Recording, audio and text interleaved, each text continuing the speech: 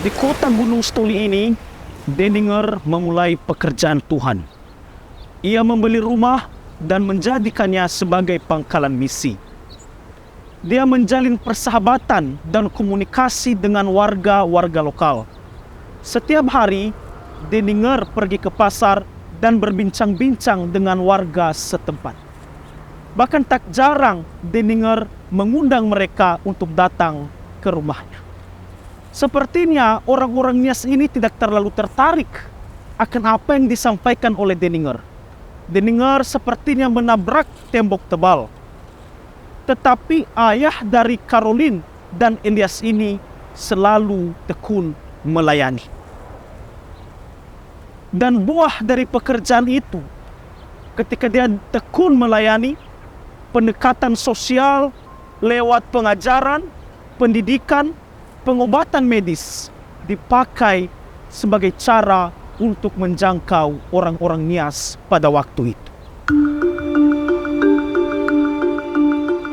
Misi yang dirintis oleh Denninger mendapat dukungan dengan tibanya tenaga misionaris lain dari Jerman, yaitu Thomas dan Kramer. Pelayanan mereka mulai membuahkan hasil. Pada hari Paskah tanggal 5 April 1874, sebanyak 25 orang dari Hilinaa dan Onojitoli menjadi percaya kepada Yesus dan memberi diri untuk dibaptis. Merekalah tuayan misi pertama di Tanah Niha.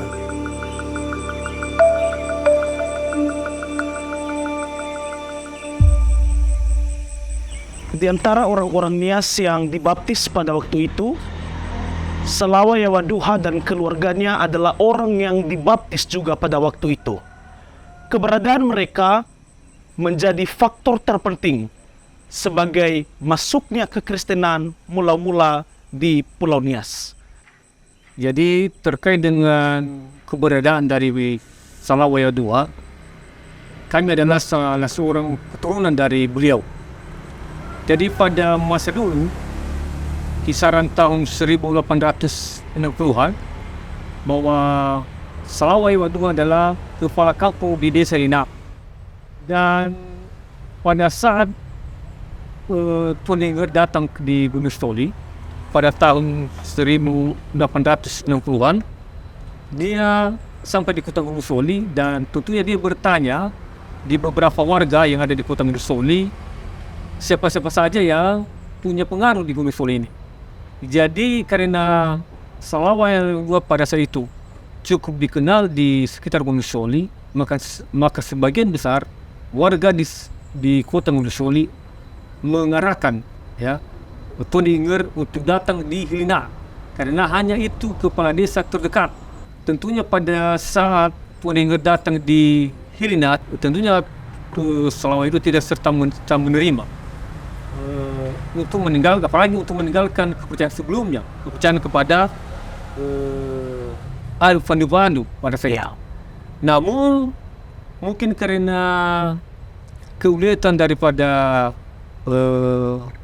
keyakinan juga dari Tuan Denninger untuk meyakinkan Tuan Yawaduha untuk menerima berita sukacita, dan Tuan Yawaduha pada saat itu juga karena dia sudah mendengarkan berita Injil ini, tentu ada penerimaan, namun tidak serta-merta langsung dibaptis pada saat itu. Ada berapa lama, sekitar beberapa tahun baru ada pembaptisan setelah itu. Tepatnya pada tanggal 5 bulan April atau Paskah, kalau tidak salah Paskah pada saat itu tahun 1874, itulah dilaksanakan pembaptisan di rumah Tuan Yawaduha. Yang ikut dibaptis pada saat itu ada 9 orang. Iya, Pak. Yang pertama dulu Tuan Yawaduha. Iya. Bersama dengan istrinya Samiati dan anaknya pada saat itu Fugur Daniel Zebua. Keluarga yang lain adalah Kabulfo Zebua, Kaleu Zebua, Sileguna Zebua, dan yang termasuk saudaranya ada Kazau Zebua, kemudian Serali Lukas Zebua. Dan yang terakhir adalah ada anak perempuan pada saya, cuman namanya tidak diketahui.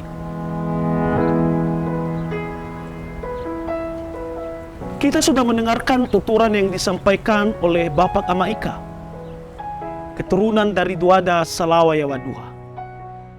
Ini sungguh cerita yang sangat luar biasa sekali, yang mungkin jarang kita dengarkan. Cerita ini kiranya boleh memicu kita untuk terus memberitakan Injil di seluruh dunia dan secara khusus bagi kita Ononiha.